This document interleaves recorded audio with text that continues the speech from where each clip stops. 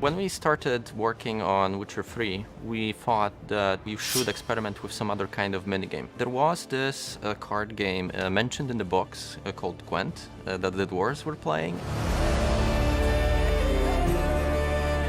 Throughout the Witcher trilogy, there has always been a game within the game. But The Witcher 3 introduced an original game called Gwent.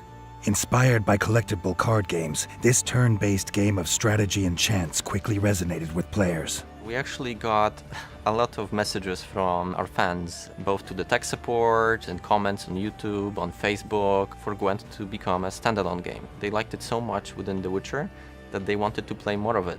And we thought, yeah, let's do it, let's try it out. From its debut in the taverns of The Witcher 3, it proved popular enough to warrant its own standalone multiplayer game.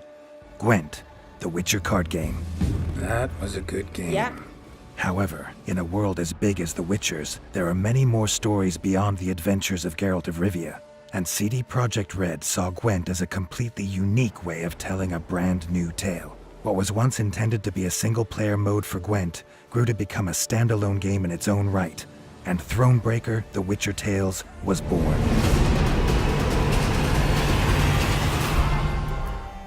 Thronebreaker is a RPG game set in the Witcher universe that utilizes card game mechanics to show battles. But of course it still has difficult choices with consequences, interesting characters, and grim and gritty stories.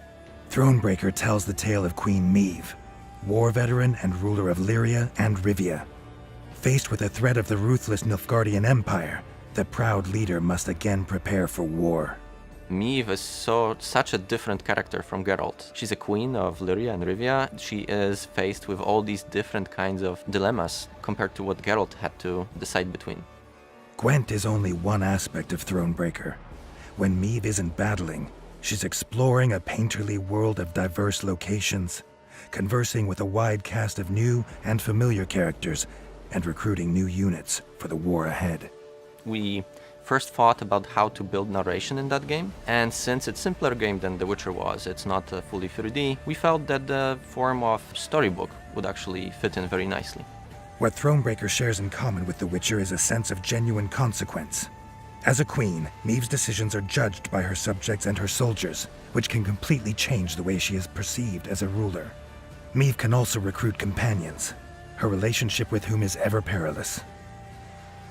So if they disagree with something that Meve did, they will basically leave you.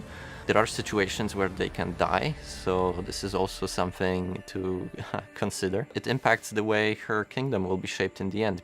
With a story that will take some players over 30 hours to complete, fully voiced narration and dialogue, and gameplay that takes its influences from both The Witcher and Gwent, Thronebreaker on PS4 is an RPG unlike any other.